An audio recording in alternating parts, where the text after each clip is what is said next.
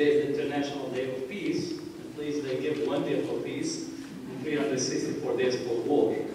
So that's it. We still have a lot of work ahead of us. We have 365 days of peace internationally. I was asked to actually give a perspective on the Arab Spring and give a reflection on its impact or its connection to Palestine and the Palestinian struggle. And I think Talis is going to speak a little bit more on the U.S. policy and issues related to Palestine in the U.S. Arena. Important as it is, often we ask the question of why Palestine has been so central in the contemporary world discourses, and more importantly, why has it been so long in the Arab and Muslim world? Some in the pro-Israel crowd would immediately point that it must be anti-Semitism in the Arab and Muslim world, or in some corners around the globe that have maintained this issue alive. However, I think we need to have a much better understanding of what has happened over the past 100 years, from the end of the First World War up to the present. In order to understand Palestine and its connection to the present Arab Spring, we have to actually look at the history of the Arab and Muslim world, because the Arab Spring today is a continuation of a process that has unfolded over many, many years. Palestine was, in the past, and still part of the colonial legacy, and is not separated from it. No one can begin to study Palestine and the Arab and Muslim world without understanding the colonial legacy. Indeed, the end of the colonial period in much of the world corresponded to and ushered in the beginning of the direct colonizing project in Palestine.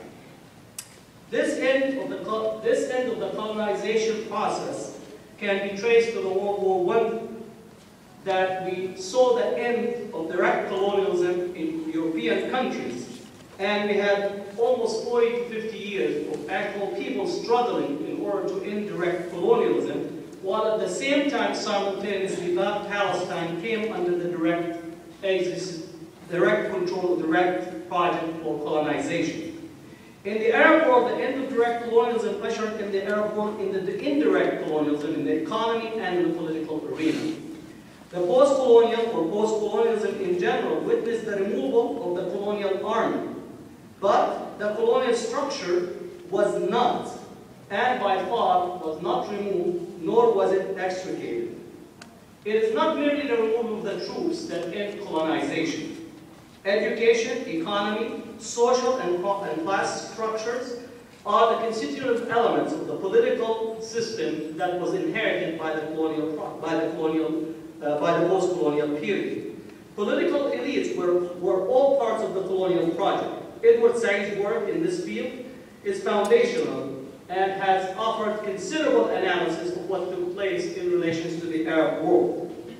When we think of the Nakba, we often think of its relations to Palestine only and the Palestinians, and not as part and parcel of the colonial and post-colonial process that unfolded in the Arab and Muslim world.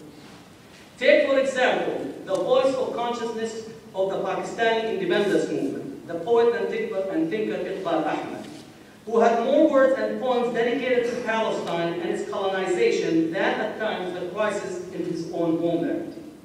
However, the British and the Zionist movement were worried about the support extended to the Palestinians by the people of the Indian subcontinent, including the Hindus, and none other than Mahatma Gandhi himself, who opposed the colonization of Palestine.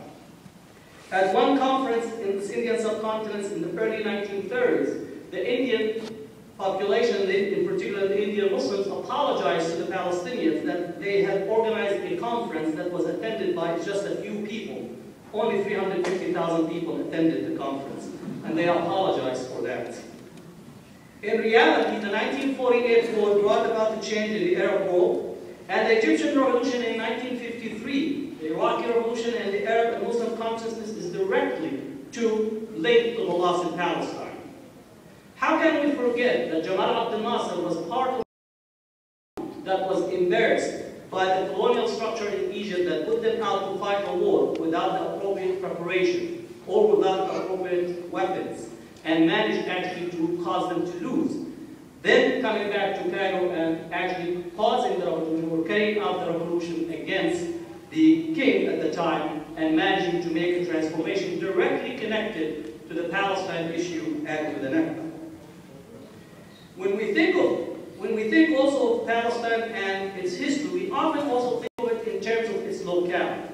When we trace the genealogy of Arab, Muslims, African, Asian, Central, and Latin American anti-colonial struggle, we find Palestine is centrally located, ever present and symbolic, and a touchstone for the contemporary unfolding re-attempts at asserting indigenous rights and an attempt at decolonization projects. You don't need to ask the South African about their struggle. That's why it was interesting when Nelson Mandela came to the United States, none other than Ted Koppel at the time wanted to ask him about his relation to Arafat or Castro. Nelson Mandela, being the leader he is, he says, "You don't tell us who are our friends." Meaning those who just arrived at the anti-apartheid struggle just a few hours ago are trying to teach the South Africans who their friends were during the height of the anti-apartheid struggle. What I need to say and what I must say is that the Palestinian struggle should not and cannot be understood outside of the confines of the colonial, post-colonial, and decolonizing history. For to do otherwise would be to sever Palestine and Palestinians from the global march of freedom, justice, and self.